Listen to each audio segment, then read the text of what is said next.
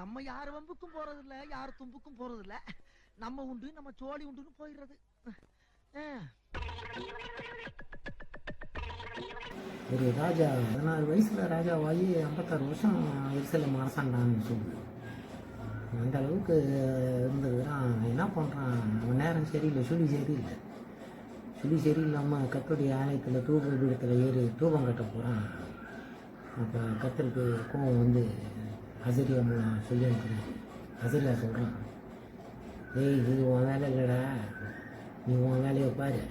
ராஜான்னா ராஜா வேலையை பாரு. இது ஆரோனியின் குமாரர்கள் ஆசாரியர்கள் அவர்கள் செய்ய வேண்டிய வேலைடா. கத்தருடைய தூபத்தில் ஏறி கத்தரை அவமதிக்காத போடான்னு சொல்லிட்டு தூபம் காமிக்க ஆரம்பிக்கிறான். கஷ்டம் போச்சு. அவன் அப்புறம் அவனுடைய வாழ்க்கையே போயிடுது. கஷ்டத்தில் அவன் இதாகி கடைசியில் பார்க்குறான், அவன் ஒரு வீட்டில் தனியாக வாழ்கிறான், சாவுறான். அவங்க கல்ட்ரியில் ராஜாக்களின் கல்ட்ரியில் கூட அவனை அடக்கம் பண்ணலையா, பக்கத்தில் அடக்கம் பண்ணிட்டாங்க.